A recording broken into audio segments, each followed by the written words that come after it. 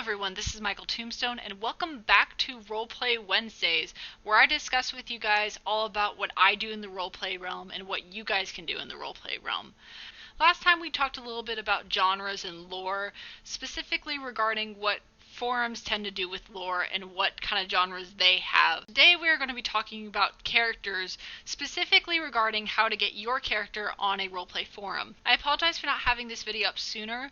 I just got my webcam last Thursday, so I thought this would be a nice day to preview it because I had done vlogs in this area before. I'm looking at my picture right now on Windows Movie Maker, and I noticed that it's different, but I sort of like it. If you guys have any comments on it, please feel free to let me know in the comments below or email me, whatever you guys want. I hope you guys enjoyed the posts that I put up recently. They are relevant to what happens in roleplay forums, and they're interesting concepts to think about, especially when you regard yourself, and if you're an organic player or a plotting player, or if you prefer freeform sites or structured sites. We're actually going to see a little bit of the structured and freeform dynamic in this video later on, so hopefully you paid attention to that post. If not, I will include a link to the description below so you guys can go check it out and skim it down really quick so you'll understand some of the terms that I use here. Another post for you guys to check up on, if you haven't already, is the post that I put up about roleplay terms. I'm going to be using a lot of these terms throughout the video, so if you haven't looked at those already, I would suggest brushing up on them so you guys know what's going on in this video, and so you guys can have a better idea of what I'm saying when I say character, player, roleplay, or OC, or IC, just to brush up on that. Anyway, with that said, let's get started on the 3 steps to actually creating a character and putting them on a roleplay forum. Step number 1, check out the rules and the lore of the site before registering. As we discussed in the previous post and video, each site has a different genre and a different set of rules for the players to abide by. For this reason, if you are a freeform player and you're looking at applying to or registering to a structured site, you're going to feel very confined and it's not going to be that much fun for you. Likewise, if you are a structured player and you apply or register to a freeform site, you're going to feel like things are a little too lax and you're not going to enjoy yourself as much either. The genre also defines what kind of character you can create. You can't necessarily create a Twilight vampire on a Skyrim site. Even the most lax of staff is going to look over at that and probably wield the banhammer on you. You don't want that. So while you might be eager and you want to apply right then and there, it's a really good idea to make sure that the genre, the lore, the rules are something that you can accept and that you can follow, or else it's going to be fun for no one and you're going to leave the site a lot sooner than you thought. Step number 2. Register an account and fill it out. Before we get into this, it's probably good to kind of clarify a few things for you guys to understand. Your out-of-character identity is different from your in-character identity. Out-of-character being OOC and in-character being IC. This is really important when you are defining what kind of account or what kind of profile you're trying to make on the site. Specifically, some sites require that you make an out-of-character account along with your in-character account.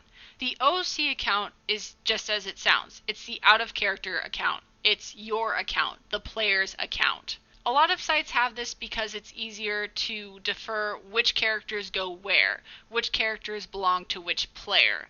And there are also some out-of-character achievements that none of the characters can get, so it's just easier categorically to defer to the out-of-character account to award those out-of-character achievements. When registering for an out-of-character account, you want to use your handle as the username. Your handle is basically your internet nickname. Some people like using their first names, but most people don't. Some people like using their first names as their handle, other people don't.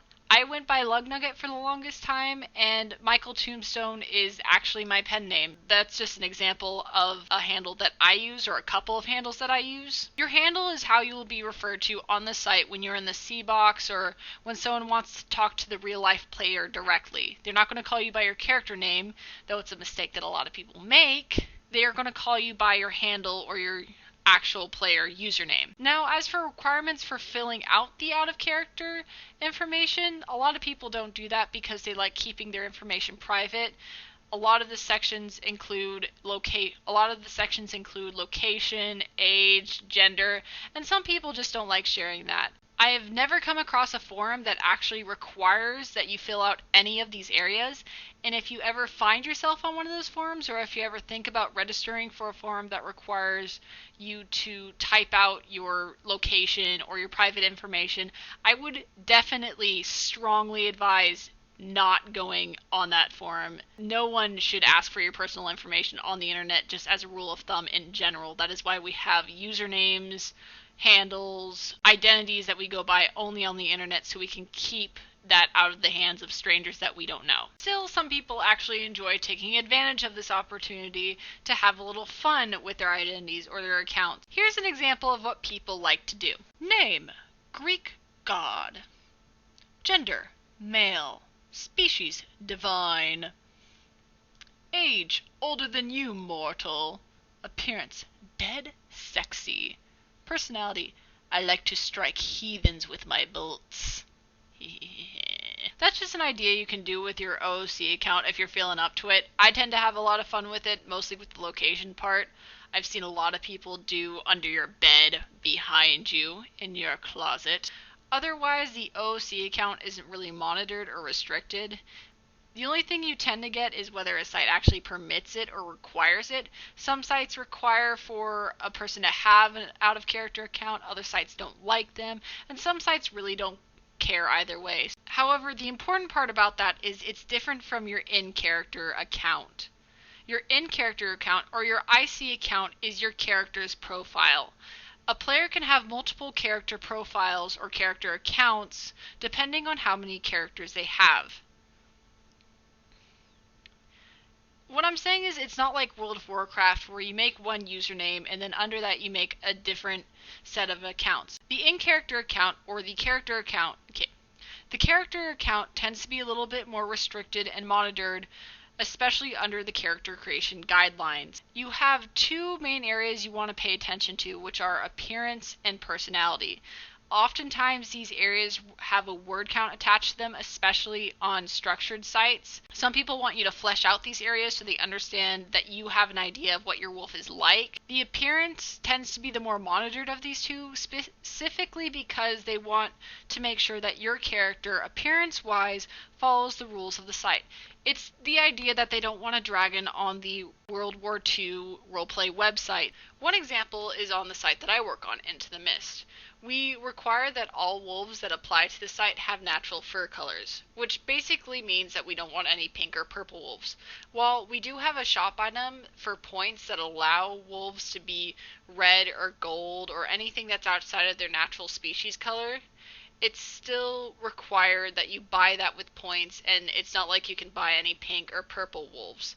There are some sites that allow people to have pink and purple wolves, or sparkle wolves as they are called, but that's just another example of where appearance is monitored and where you have to be careful and pay attention to the rules so you don't make a character that isn't allowed on the site. The personality is also self-explanatory. It's basically how your wolf acts. This area of the forum is less monitored, though they require for you to... Personality is self-explanatory. It's basically how your character acts. Personality is self-explanatory. It's basically how your character... Personality is self-explanatory.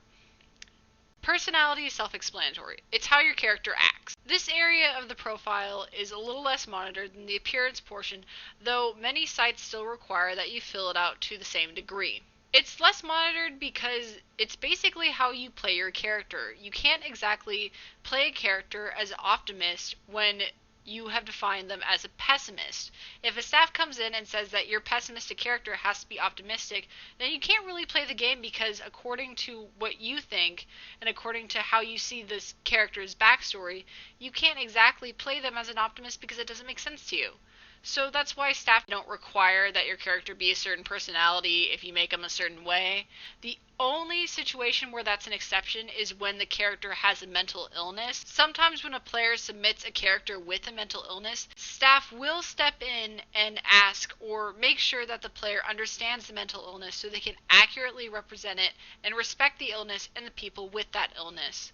That's the only situation that I can think of where staff will step into personality. I will go into more detail about this later. The point of this is to make sure that the character being created isn't a gimmick character or a character that could be offensive to the people who actually have the mental condition. It's just something to be aware of and something people want to respect. Step number 3, apply and don't bug the admin. Basically, when you're done fleshing out your profile, you can submit a form into the subform labeled application or audition. It's really not so stressful. This form is actually kind of basic in general. It asks about the basic qualities of your character, what their name is, maybe what their age is, and if applicable, what faction they want to join when they get on the site. The admin will see your form, then look at your profile, and make sure you followed all the guidelines that are appropriate for their site. When you have shown that you've fulfilled all those guidelines and that you've created a character within those guidelines, they will approve you, and then you can go play. If not, it's no big deal. The admin will basically shoot you a PM telling you what you missed, telling you what you need to change, and if you need a rule clarifies, that's a good place to do it. After you've changed all that, then they will approve you, and then you can go play. So either way, it's okay. Audition application is not scary. Warning, do not bug the admin. I can't stress this enough. I understand how eager you might feel and how impatient you are to get onto the site, but admins are generally very busy people. We have to take care of our posts as well as some of the coding for the site as well as some of the members. We have to look over threads to see if they need to be archived. We have to make sure that there isn't any spam and the advertising if we don't have mods to do that. It's a very busy job, so while you might be eager, while you might be impatient, just hold back, wait for us to look over your application. We'll see it, trust me. If you're a small site like I am, you'll definitely see it. At most, if you don't see it after a couple of days, then maybe you can ask a question about it. Otherwise, good things to do while you're waiting is to talk in the C box. Maybe you can plot out a few things with some members, or you can type up your first post in a Word document. Some members might even offer to PM roleplay with you, in which you just shoot back PMs, the person responds, and you might even get a thread out before you're even accepted.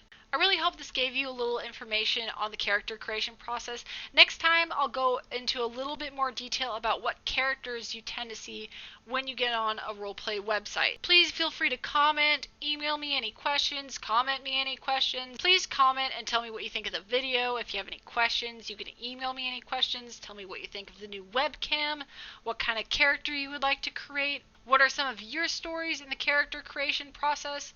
Otherwise, you guys have a wonderful night. This is Michael Tombstone, and I will see you next time.